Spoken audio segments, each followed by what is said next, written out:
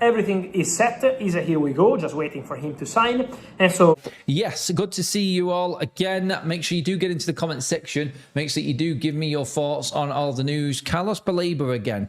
That's what I want you to answer first of all this evening, and potential Manchester United touching base with Brighton again, and Man United potentially here being able to revisit the deal from last summer. Well, look, it came from Sky Sports earlier on from Dan Kahn talking about Manchester United's midfield hunt. If you didn't catch up with the story from earlier on today, it was of Manu Koné and reports from Italy saying that Manchester United have agreed in principle personal terms for the French midfielder. Then when talking about this later on, other journalists have been speaking today. Ben Jacobs, Jamie Jackson has also been talking today. Dan Kahn of Sky. It's like everybody's now playing full-on catch-up, doing their groundwork, digging in, trying to find out what's going on with Man United. Everyone wants to know and everyone wants to get the scoop, but it is completely open still at the moment. We talked about United going for Koné earlier on today, and we did a video on it specifically talking about this could potentially be a smokescreen. Even this afternoon, we've had more people talking about Man United revisiting the opportunity to sign Aurelian Tchouameni from Real Madrid. And that one came out of the blue completely again. But look, where we're at the moment is apparently from Italy, personal terms agreed with Manu Koné. United in position to obviously move forward with the transfer. The bid is apparently on the table. We will see. This wouldn't surprise me if it didn't happen at all and United were going for someone else. And this was a deflection tactic. We spoke about that early on. Could the deflection tactic actually be Carlos Baleba? With all of the talk of everything else going on at Manchester United, maybe looking at cheaper options up front or at left back, Man United could go and spend most of their budget now on obviously bringing in a top quality midfielder. Well, we say top quality. Most of the players we're looking at are decent players, but unfortunately for Manchester United, the prices within the Premier League are absolutely astronomical. So what we're looking at here is Manchester United not being able to get the players that they want because of them prices. So why would we go back in and maybe even talk to Brighton again over this deal? One thing that has to be said with Baleba is that obviously there is still that uncertainty over the price. We have never heard of a price. In fact, we've had journalists actually come out and say that Brighton have not allowed or not let Manchester United know what they want for the player yet. United are sort of just gauging things at the moment, I feel. And I think it's going to be something along the lines of, obviously, well, Elliot Anderson went for this. Tonali went for that. Fernandez went for that. And obviously, we're in line with that. The word is from Ben Jacobs on Carlos Baleba is that Brighton are not open for selling. Obviously, they're going to say that. Baleba's only got 2 years left in his contract, though, and I keep on mentioning this, and no one's talking about it. Man United can go and buy Baleba this summer if they want to, and they put the right price down. The stance from Brighton is he's not for sale, and they're happy to keep him on for another year. Look, I don't think Carlos Baleba wants to stay at Brighton. He would want to actually move on and go to a bigger club. We know this for certain, but when you look at, let's just say, when you look at everything that's happened this summer, has it been made impossible for him to make this move? Now, it's up to Manchester United, of course, now to make it happen. It's up to Manchester United to go in with the right bid for Carlos Baleba. He is the ideal player for what we need. And I know that you don't want to overpay. You don't want to be ripped off by other clubs. And this stance is fine, but you've already managed to get 2 good deals done. Are you able to go out there and spend on that third one and make sure it happens, even if it is just a little bit more expensive? That, I think, is where United are at with Carlos Baleba at the moment. And that, I feel, is why Manchester United have just held off. They're waiting for Brighton to budge on this first, but Brighton aren't budging. They're obviously in Europe. They're obviously going to be playing more games next season. They want a bigger squad themselves, and they're happy to keep hold of players. So, yeah, when you look at it, there is only one reason why Manchester United won't get Carlos Baleba, is because Brighton are comfortable financially, and they don't need the money. And if United want him, they're going to have to prize him out of there. And that's what Brighton are saying. United are hoping that Brighton look at the future sale of Baleba and his value going down even more if they don't sign him up for a new contract, which he doesn't want to do. And that's really is where this is at the moment. And this is now, this is getting to an important part of this. When it comes to United, when it comes to Baleba, all of the other targets are out there waiting as well. And that's the important thing on this, because alongside that, and I will come to your comments in a minute, I think a few people there asking about the studio and everything. We are just in the process of making it, but wanted to get back to the desk and actually get the sound right and get everything set up and be able to communicate properly with everybody again, rather than being on location constantly in different rooms around the house. So we're nearly there in terms of the room itself. We're in and we're getting the setup as close to as what we can as possible, but it's going to take a little bit of time, but bit by bit you'll see different changes to the room and everything like that. So yeah, keep your comments coming in, everyone. Thanks again for all of the big ups on the studio and everything that we're doing. I wanted to bring you up to date with the other news as well, because we mentioned Manu Koné there. We've also got the interest again, and I have mentioned Danilo before, and Manchester United have definitely touched base with Botafogo over the potential signing of Danilo. And the only reason I feel Manchester United are going this far afield looking for the player is because, like we have said many times before, he used to play for Nottingham Forest. He is used to the Premier League. He knows what it's all about. And this could be a snip. This could be a potential clever deal for Manchester United in their eyes. Look, he would not be at the top of my list. I'm just going to be completely honest again. I just think United are going to have to spend a bit more than what they want to on this next transfer. And just accept that you did well with two in getting the deals you did for Tielemans and obviously Santos. So maybe you have to spend a little bit more on this third one. And like we said this morning, Manchester United have got the funds. United have got the funds there to go out and spend. Why not go to Brighton and just say, look, there's 70 million. There's a player that was on the bench for a big chunk of last season.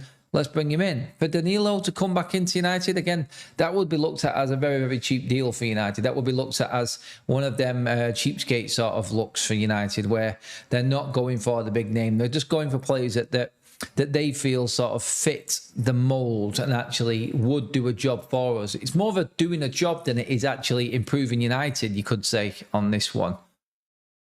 Elliot Anderson taunts Manchester United by claiming he's joined the Kings of Manchester. That's from James Ducker talking about Elliot Anderson. I think they're winners, they're relentless, and that's the sort of team I want to be part of. Champions and people who win trophies over the last 10 to 12 years. They've dominated, so that's why I wanted to join. You wanted to join when Pep Guardiola was there. Shut up. Honestly, there's a lot of money involved there in his contract, and I think that's got a big part to play in it as well. Let's not kid ourselves. There is a lot more on offer at Manchester City money-wise than there is at Manchester United. So, yeah, I think that's got a big part to play with it as well. And, yeah, they haven't won the league in 2 years, and Pep Guardiola's gone. So, yeah, everything that you talked about in the last decade was won with Pep, not Maresca. So, yeah, okay. That is a big statement there from Elliot Anderson on that one. I really don't care. That's just come up on my screen now. And, look, we're doing our own thing at the moment, United, and everyone's there to obviously have a go and take their pound of flesh from us. And I think every journalist right now, and you will notice this in all of the news and the reports that's going on, is there is plenty of stories going around and everybody's covering every single midfielder that could potentially be available for Man United. This is definitely something that journalists are doing right now because they don't know enough. They don't know what's going on at United, so their guesswork is starting to go to a whole new level, you could say. And that is where this is at right now, this story. The interesting thing earlier on with the Manu Koné one was that we heard, first of all, that United were the front runners, then that United were close to bidding, and now United have got an agreement in principle with personal terms. And then after that, you get Carlos Baleba coming out, stories of Man United touching base again. United obviously spoke with Alex Scott. They're throwing everybody off the scent with every single story at the moment, Man United. And that, I think, is key in all of this. And I do think that we need to remember this, that what Man United did before was shock everybody and surprise everybody, and then went in for the kill. And that was the deal done. And we did that very, very quickly. I can see a similar scenario again now happening with this, but it's just difficult to figure out which one of these, because one of these players is going to be signed by United. In fact, Nasar Kinsella of the BBC has actually said that Manchester United have another option, which is not buying another midfielder. Why would you not?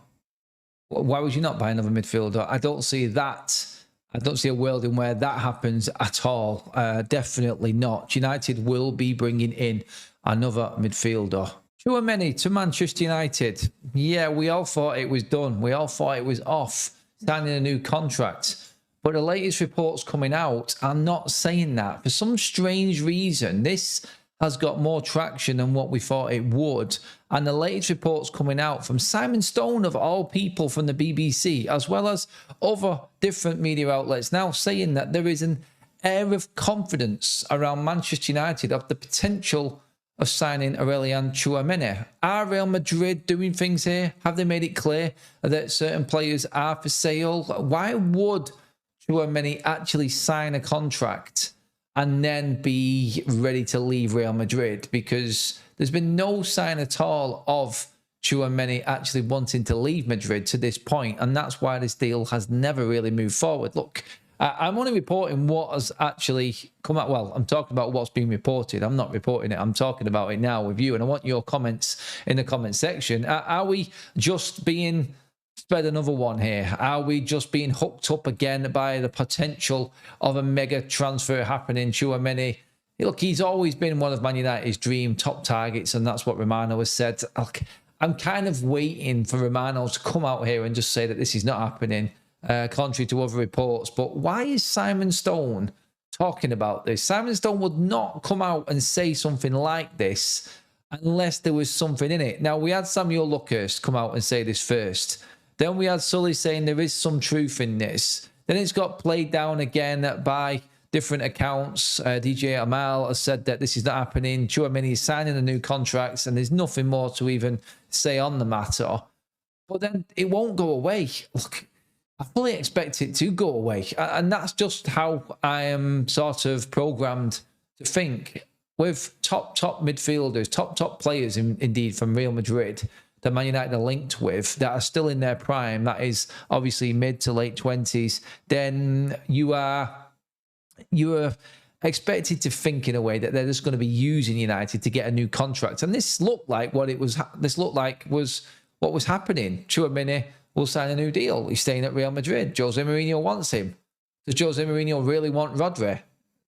That would make me feel like Camavinga was on the way out. And there are other reports as well actually saying that it's not just Tchouaméni. Then Real Madrid are actually open to potentially selling either one of Camavinga or Tchouaméni right now. I don't know why these stories have started to come about and what's happening here, but this is obviously breaking news this Friday evening that has come out from Simon Stone. I'll read you exactly what has actually been said by Simon Stone on this, and you tell me in the comment section.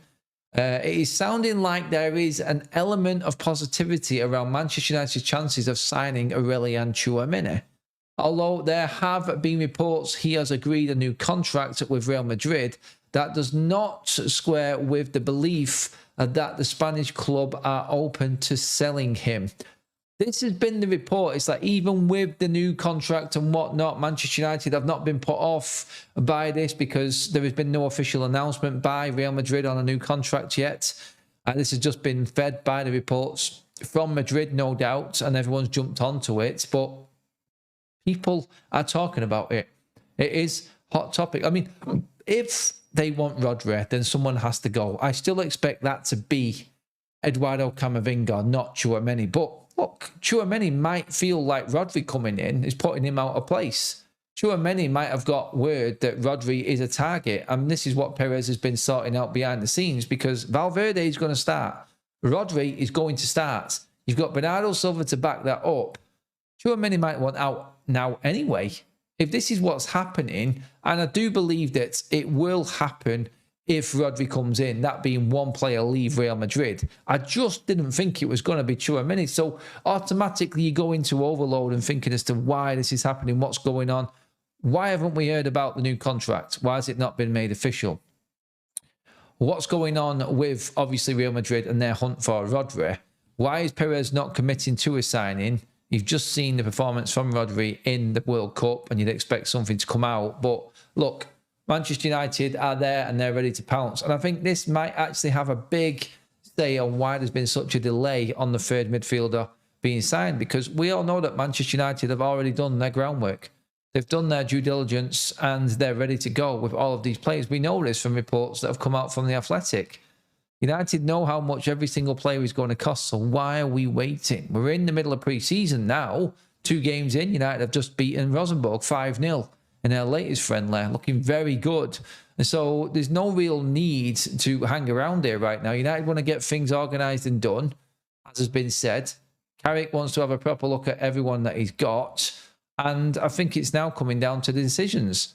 So when you look at it, the delay could actually be from Man United waiting it out in case something happens. And if United think that there is any chance whatsoever of a Tchouaméni or a Camavinga moving or being pushed out by Madrid, they are going to go for it. The wages are not going to be a problem. The reported wages that were on offer for Tchouaméni in this contract that have been reported are crazy. And if these are true, and these came from reputable sources, you'd expect this to have all been wrapped up and we hear about it and it'd be official. But it's not official.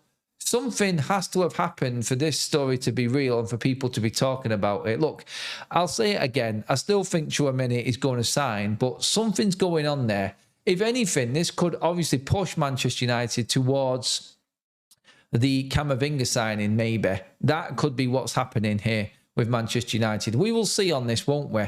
But one way or another, there is movement behind the scenes at Real Madrid, and Manchester United could actually be in a position here to move, and it might have fallen perfect for them. Maybe being patient is going to help Manchester United with this. But something strange is going on, and I can't make my mind up whether this is genuine or not, but Simon Stone of the BBC, not known for big breaking news, transfers and things like this, or to come out and just say anything willy-nilly, has said it. And he has made it clear that there is an element of confidence from within Manchester United that they can still sign Aurelian Tchouameni from Real Madrid. I believe this one when I see it. I'll gladly talk it up if there is a chance of it happening. I'd put this transfer firmly to bed in my mind because I don't think it can happen. But the one thing that I will say this says is there is something happening behind the scenes at Madrid. And if anything, you might not get Tchouaméni. It might bring out Eduardo Camavinga. And either one of them players coming to Manchester United strengthens us massively. So let's see what happens. Let's see if anything does come of this. And let's see if Manchester United are holding out in case one of these 2 players actually does become available. That's what's being reported. You've got all of the stories of Carlos Baleba that are also being talked about this evening as well. Him wanting to go United, desperate to go to Manchester United. Could he push? United have a few things in different parts of the moment here. And I think that there is a decision coming soon on this, but not until everything is sorted with Real Madrid. And I think that's the one thing you can say in this, that they're waiting for that now. I think that's been made abundantly clear and why it's being reported. But yes, that's the latest and everything going on this evening in and around Man United. If anything else does come out, I will bring it to you. I will break it here on Forever United TV. So please hit that like button. Get your comments in below if you think it is genuine or not. And of course, make sure that you hit that subscribe button to stay fully up to date with everything going on in and around United. I'll have you covered here. Cheers for watching, everyone. I'll see you all in the next update.